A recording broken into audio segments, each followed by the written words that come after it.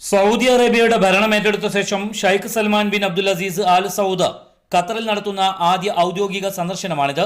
UAE, Bahrain, Kuwait എന്നീ രാജ്യങ്ങളിൽ കൂടി പര്യടനം നടത്തുന്ന സൗദി ഭരണാധികാരിക്ക് മറ്റൊരു ലോക നേതാവിനും ലഭിക്കാത്ത തരത്തിലുള്ള സ്വീകരണമാണ് ദോഹയിൽ ലഭിച്ചത്.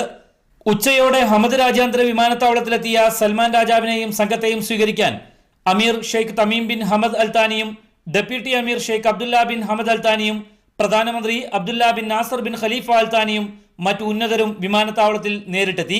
ചരിത്രപരമായ സന്ദർശനമെന്നാണ് Qatar Emir Sheikh Tamim bin Hamad Al Thani അഭിപ്രായപ്പെട്ടത്. ഇരു രാജ്യങ്ങൾക്കുമിടയിൽ ബന്ധം കൂടുതൽ സുദൃഢമാക്കാൻ ഈ സന്ദർശനം സഹായകമാകുമെന്നും അമീർ പ്രത്യാശ പ്രകടിപ്പിച്ചു. സൂക്ക് വാക്കിഫ് പരിസരം മുതൽ ദിവാൻ അമീരി വരെ ആയിരക്കണക്കിന് സ്വദേശികൾ ആവേശകരമായ സ്വീകരണത്തിനായി അണിനിരന്നു. ഒട്ടകപ്പുറത്തും കുതിരപ്പുറത്തുമായെത്തിയ ഭടന്മാർ വാഹനവ്യൂഹത്തെ ദിവാൻ അമീരി വരെ അനുഗമിച്ചു.